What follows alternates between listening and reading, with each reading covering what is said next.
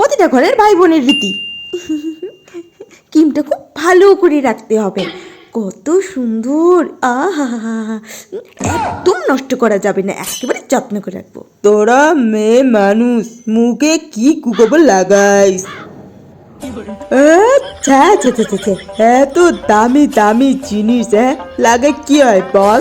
তবু তো মুখে বড় বড় গোটা। ইস, তা তোর কি, আমার মুখে হয়েছে না, আমি দেখে নিব। যত ভাষণ, চল তোকে আমি ভালো করে সাজিয়ে রাখবো। বা শুধু শুধু পয়সা নষ্ট। হ্যাঁ, A few moments later. Cream, এই তো ক্রিমটা।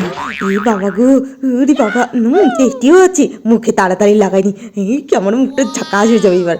কেউ আসতেছে নাকি? ই মা, তাড়াতাড়ি ভাগো ভাই, আমার মুখটা তো সুন্দর হবে না, যাই ফেলাই। মা, ও মা, মা, বাড়িতে এত চিৎকার চেঁচামেচি, সারা বাড়িতে অশান্তি, কি হয়েছে বল? জিনিসটা খুঁজতে খুঁজতে হয়রান। আমি এনে শুধু বিছানার উপরে ক্রিমটা রাখলাম, হ্যাঁ, এত দামি ক্রিমটা খুঁজতে খুঁজতে নেই। মা, তুমি লাগিয়েছো না, বলো ঠিক করে কোথায় রাখছো? আচ্ছা, এই ব্যাপার। কি রে, তুই যে পরে ওর ক্রিমটা হাতে নিয়ে ঘুরতেছিলি, লাগাইলি নাকি, এখন দিতে বলতে পারিস না? হ্যাঁ,